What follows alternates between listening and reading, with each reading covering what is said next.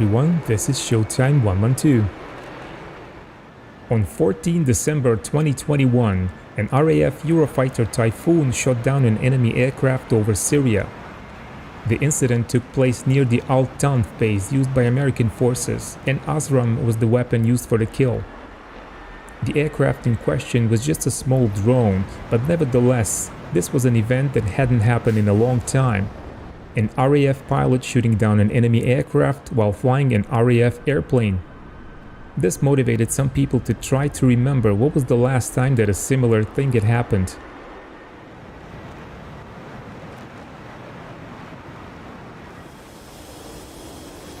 During Operation Desert Storm, an RAF tornado supposedly destroyed an Iraqi fighter trying to take off. This could be classified as an air-to-air kill in a very broad sense, but there was never any official confirmation, although the tornado sported a MiG-eater sign after the war. During the Falklands conflict, some RAF pilots scored air-to-air kills, but they were assigned to Royal Navy and were flying Sea Harriers. Then there was the unfortunate incident where an RAF Phantom shot down an RAF Jaguar by mistake, but that doesn't really qualify.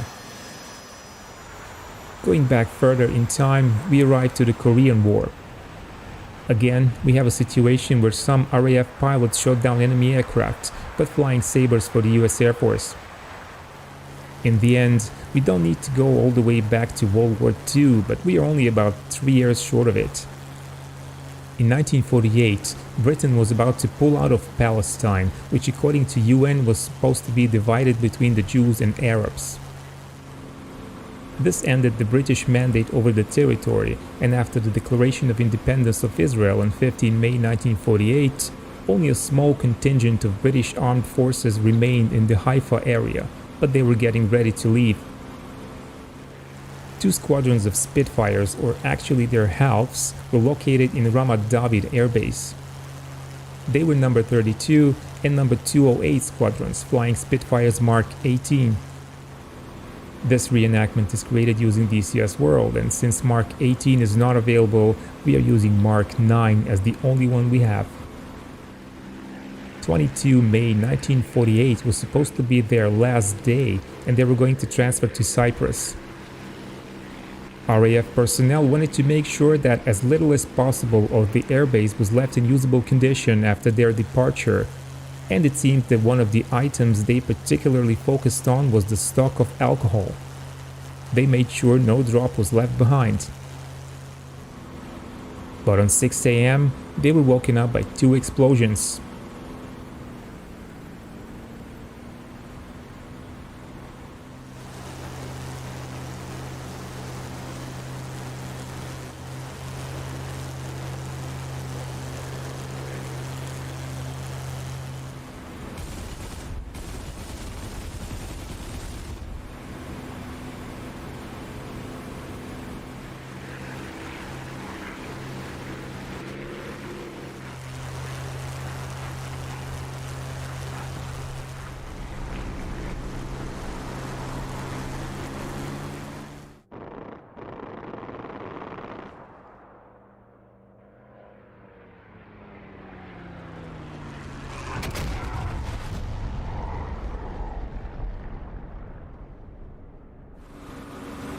They noticed 2 Spitfires still orbiting the base. One had just dropped 2 bombs on the aircraft park while strafing at the same time. 2 of the 32 squadron Spitfires were burning, while many others were damaged. The unknown aircraft made 2 more strafing passes and dropped bombs, but without causing more damage.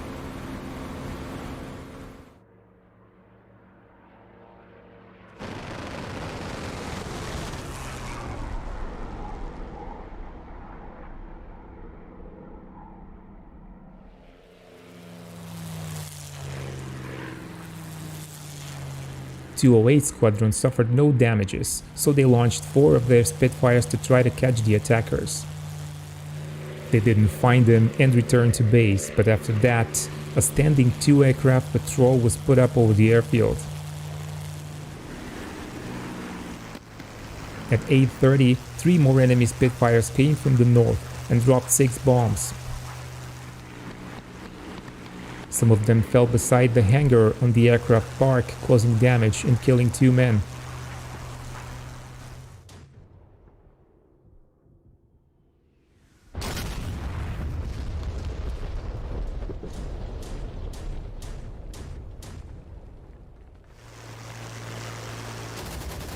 They then strafed and damaged a Dakota transport plane that had just landed, killing 2 of its crew.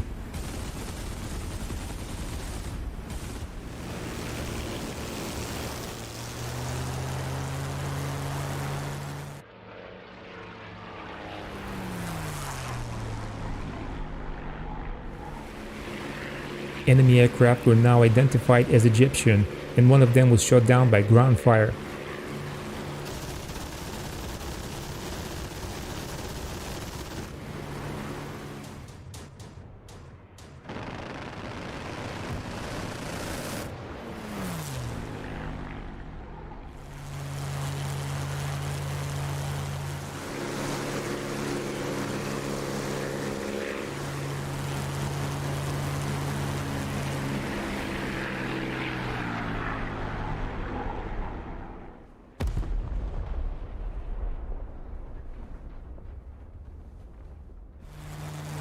But then the 2 RAF Spitfires on patrol caught up with the Egyptians and attacked them.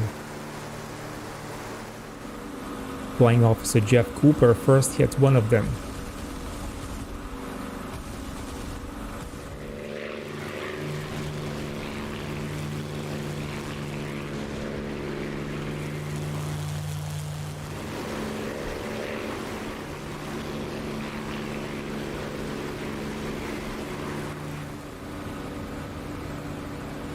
Then, Flying Officer Roy Bowie scored hits and the Egyptian Spitfire went down in flames.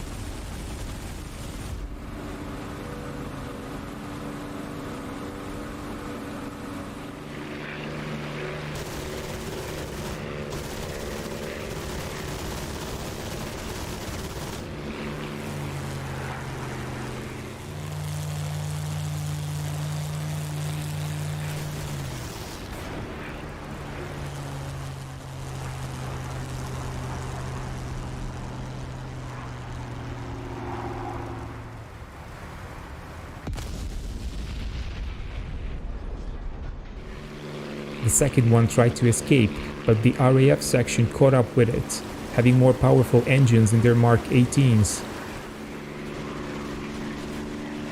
Flying Officer Cooper started firing his guns, and the second Egyptian Spitfire also went down.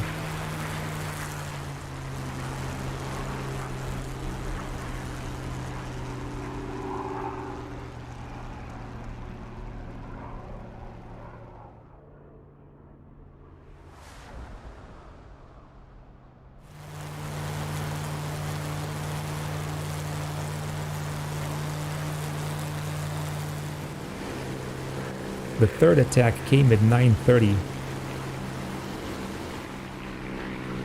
2 Egyptian Spitfires again attacked Ramat David, and they managed to drop their bombs on another Dakota, which burned completely.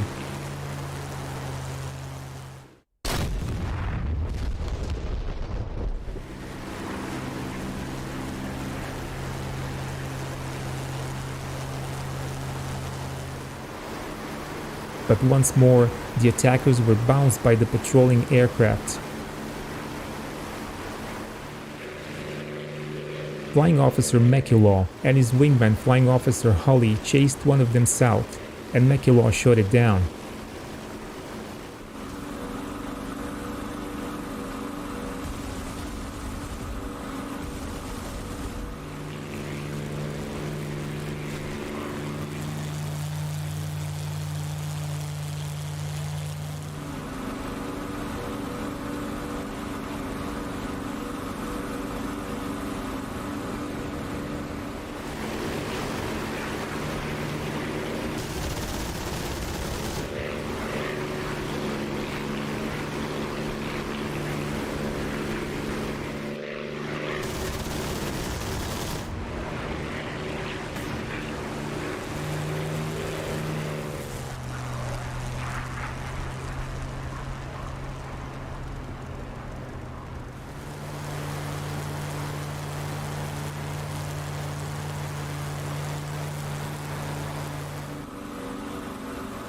Pretty soon, McElhaw found the second attacker and shot it down as well.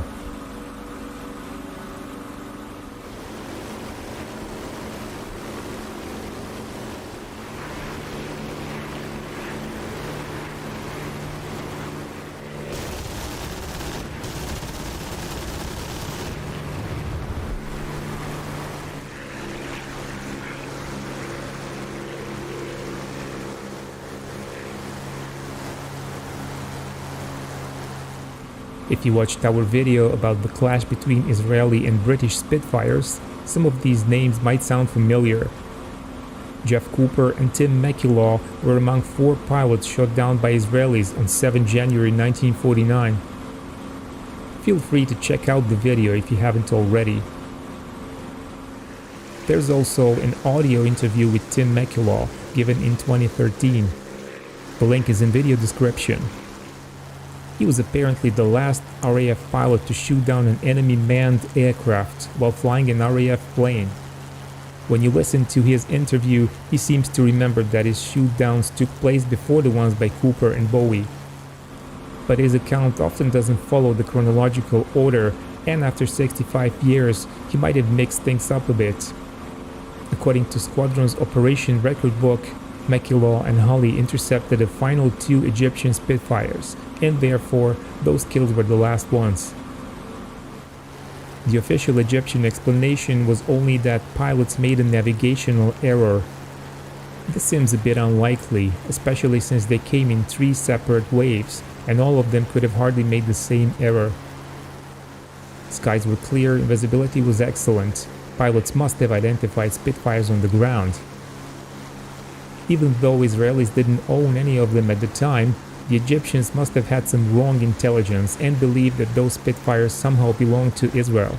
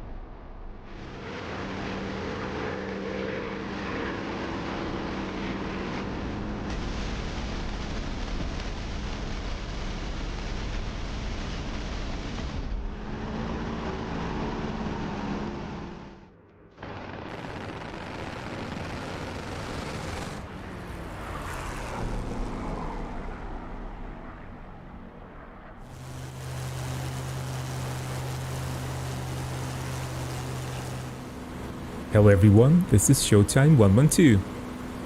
On 14 May 1948, Israel declared independence, and this resulted in immediate invasion by the coalition of Arab nations. This war was essentially a major escalation of previous clashes in the territory under British mandate. The new Jewish state was forming its military forces while fighting a war at the same time, and that included the Air Force.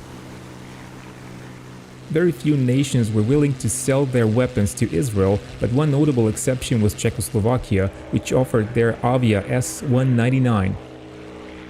Essentially, this airplane was Messerschmitt Bf-109G, but with Juncker's Shlomo engine instead of Daimler-Benz.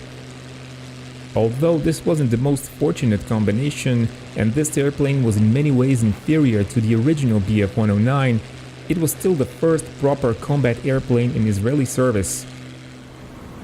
Israel also acquired through various channels a few P-51 Mustangs and B-17s, and even managed to assemble 2 Spitfires from the airframes abandoned by the British and some Egyptian ones that had been shot down. However, the most important acquisition again came from Czechoslovakia. A deal was made for Israel to buy 50 Mark IX Spitfires in June 1948. Czechoslovakia was instructed by the Soviets to get rid of all the Western equipment, and Israelis didn't want to miss this opportunity.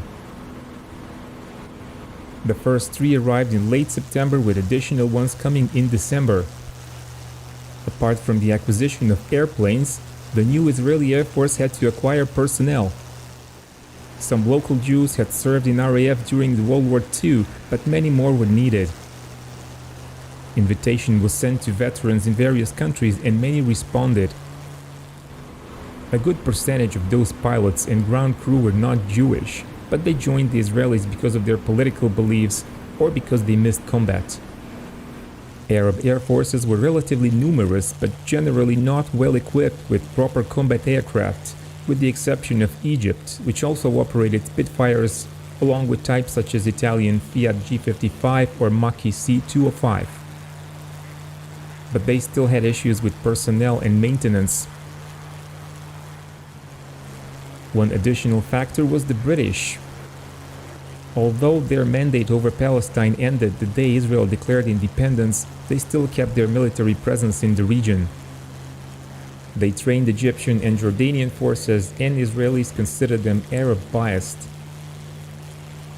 As the conflict between Israel and Arabs was going on, the British were monitoring developments, primarily through recon flights over Sinai and Israel. In December 1948, Israeli armed forces launched an offensive with the goal of pushing the Egyptians out of Negev. Israeli commandos managed to capture an unserviceable Egyptian Spitfire in an auxiliary airfield and began towing it back to Israeli-controlled territory. The British were monitoring the situation with their Spitfires from 208 Squadron and Mosquitoes from 13 Squadron. On 7 January, 4 Mark 18 Spitfires were sent on a recon mission along Al-Auja to Rafah Road in order to establish the position of Israeli forces in Egyptian territory and, if possible, to locate the captured Spitfire. Now, I have to point out that this reenactment is created using DCS World, and Spitfire Mark 18 is not available, so it's represented by Mark 9, which is the only one we have. The 4 British Spitfires separated into 2 sections, one with Flying Officer Cooper and his wingman Sergeant Close flying at 500 feet, while the other section with Flying Officer McElhaw and Sergeant Sayers was flying top cover at 1500 feet. They were instructed not to penetrate Israeli border, but in the featureless desert they might have done so. As the British flight turned back west, they noticed black smoke, so they decided to investigate. This was in fact an Israeli motorized column that had just been attacked by 4 to 5 Egyptian Spitfires. 3 trucks were destroyed. Cooper and Close overflew the column at very low altitude, trying to take pictures. Israelis assumed this was a second wave of Egyptian Spitfires and opened fire at them.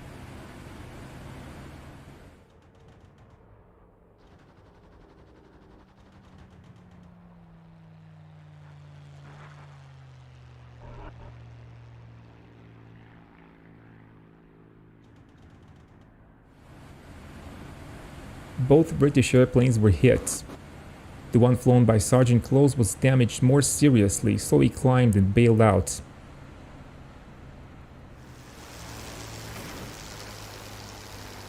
He survived, but he broke his jaw in the process and was soon captured by the Israelis.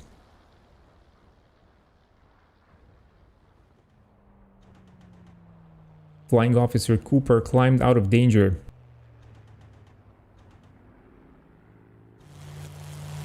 The other 2 British pilots, McElhaw and Sayers, dropped down to lower altitude to investigate. But at the same time, the smoke and fire attracted the attention of 2 Israeli Mark IX Spitfires from 101 Squadron. They were flown by a Canadian World War II ace, John McElroy, and a former US Navy test pilot, Chalmers Goodland. The Israeli pilots assumed that the 4 Spitfires were Egyptians responsible for the attack on their ground troops. Israelis didn't usually fly in formations larger than a pair, and any group of 4 or more aircraft could safely be assumed as hostile. Despite the fact that they could hear RAF pilots discussing the situation on their radios, McElhaw and Goodland did not connect that to what they saw in front of them and decided to attack. The British either didn't see them, or the camouflage made them believe they were RAF airplanes as well. Before the British pilots realized there was any danger, McElhaw fired a burst into the aircraft of Sergeant Sayers and shut it down.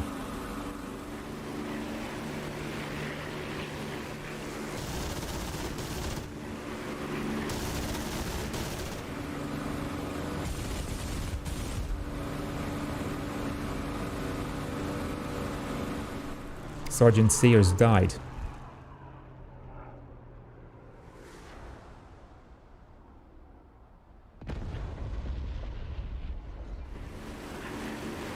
McElhaw then turned his attention to the Spitfire of Flying Officer McElhaw. The British pilot was orbiting over the wreckage of closest Spitfire, and he never noticed the Israeli aircraft. Cooper warned him over the radio, but it was too late. McElhaw opened a 4-second burst, and McElhaw bailed out.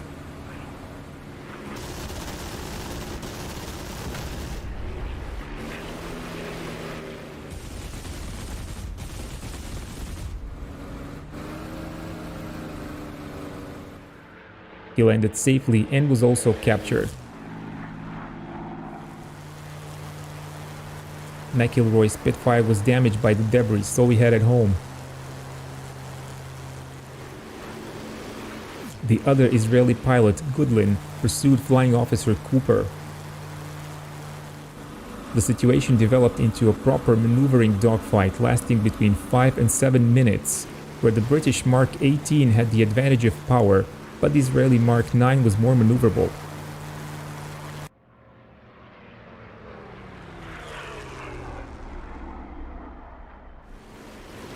Cooper opened fire at Goodland at one moment, and only then Goodland recognized RAF roundels. But it was too late, and he had to fight him to survive.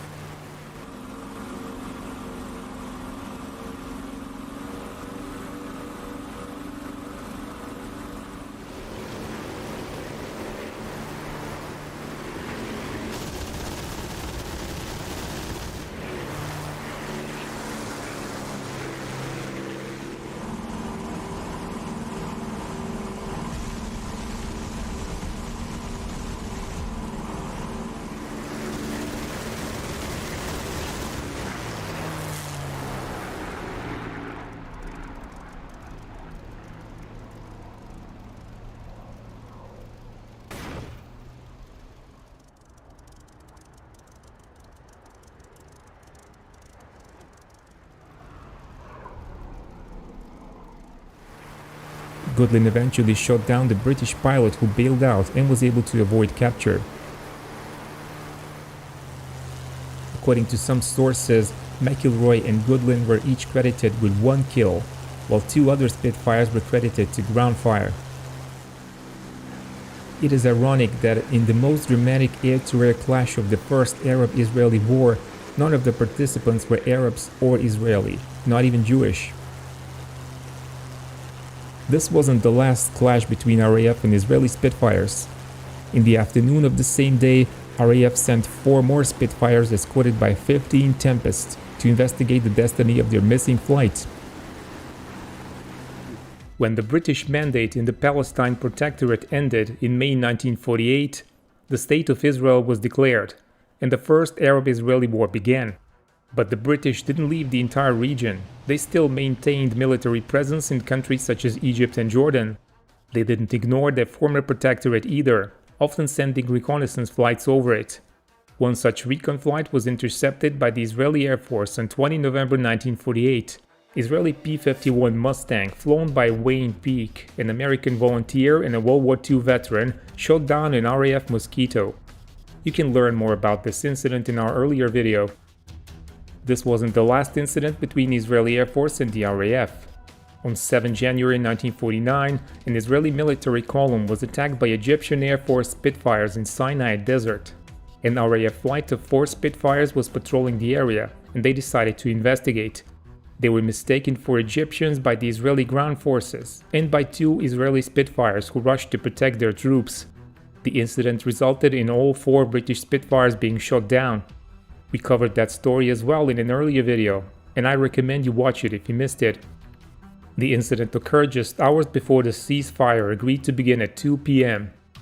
Israelis knew that Egyptian activity would probably cease, but they were less certain about the British. They have always considered them to be heavily biased towards the Arab side, and now that Israel shot down 4 British fighters, a retribution was likely. At first, the British didn't know what had happened to 4 of their fighters which failed to return to base. The 208 Squadron decided to launch a search mission, and they requested escort from the co-located Tempest Squadrons, numbers 213 and 6.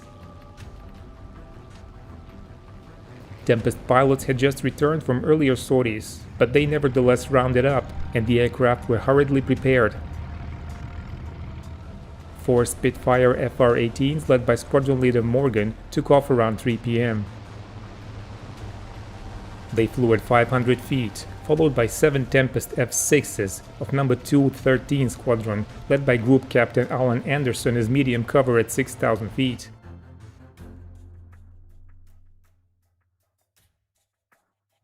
Finally, 8 Tempests from number 6 Squadron, led by Squadron Leader Dennis Crowley Milling, provided top cover at 10,000 feet. The British formation headed towards Rafah.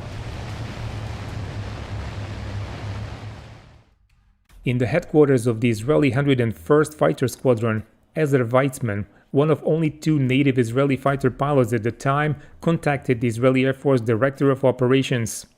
Weizman suggested that a 4-ship flight should be sent to fly over Rafah in order to boost the morale and pressure the Egyptians into respecting the ceasefire. The real reason was, of course, the expected British reaction to the earlier incident. The suggestion was approved. Weizman led the flight, which took off from Hatzor just after 3 p.m. Weizman was the nephew of the first president of Israel and the future president himself. He served with the RAF during World War II, but only qualified for flying in the late stages of the war. Weizman's wingman was Sandy Jacobs, another ex-RAF pilot with World War II experience. Jacobs was born in Palestine to British parents, and he was the youngest member of the squadron. Number 3 was Cesar Danny Dangot, and his wingman was Bill Schrader. Both of them were ex-US Navy pilots with World War II experience, and Schrader was flying his first operational mission with the squadron. The Israeli and the British formations were now heading towards each other.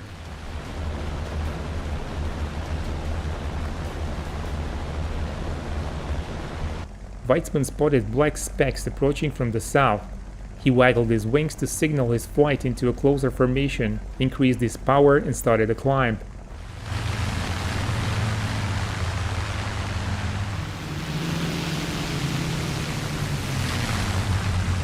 At this moment, the identity of the formation approaching them wasn't yet certain. The Israeli formation identified the low flight as Spitfires, and they seemed to be carrying bombs.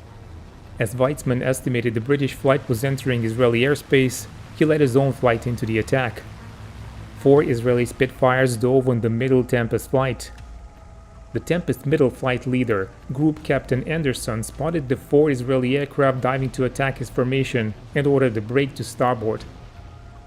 Israeli number 4 pilot, Bill Schrader, focused on the trailing Tempest flown by pilot officer David Crossley Tattersfield, a young, inexperienced pilot who had only joined the unit a couple of weeks earlier.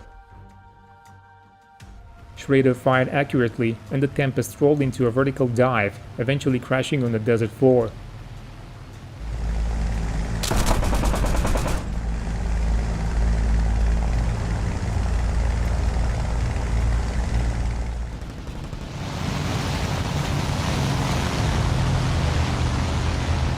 Tattersfield probably didn't even see Schrader and just focused on staying in formation.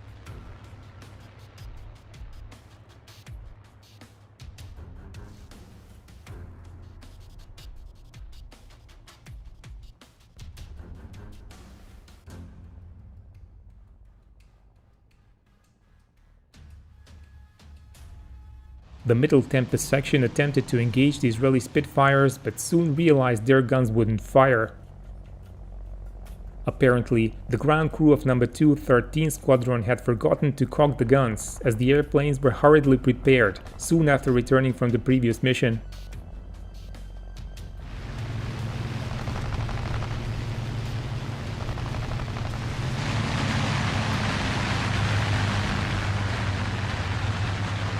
The High Tempest flight, led by squadron leader Crowley Milling, joined the fight. Their guns worked, but they faced another problem.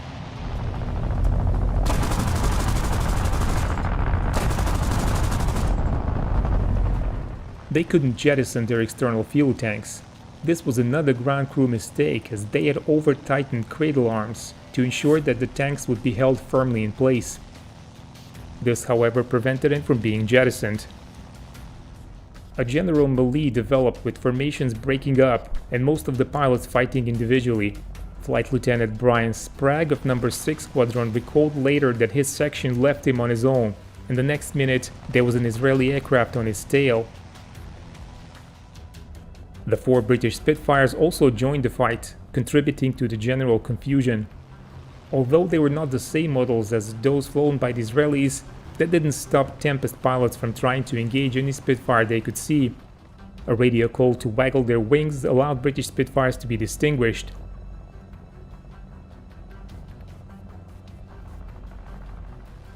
Ezra Weitzman managed to get on the tail of a Tempest. He opened fire and achieved hits, but the Tempest kept flying.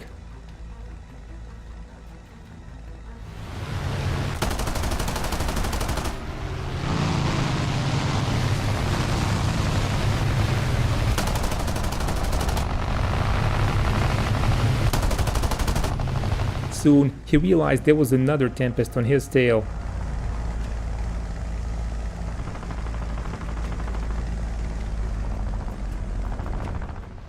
Weitzman managed to outrun the British fighter, although his Spitfire was hit.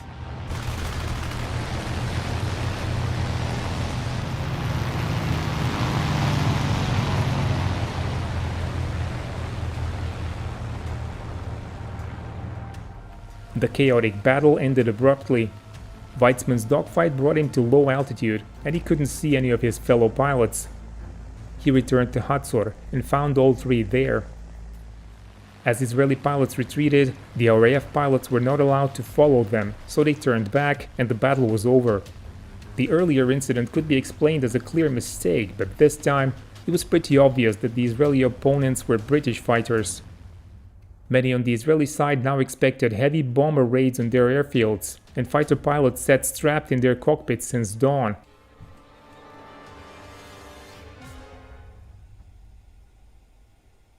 Local British commanders indeed asked for a permission to launch airstrikes, but the permission was never given. Instead, the British limited their action to diplomacy and warnings.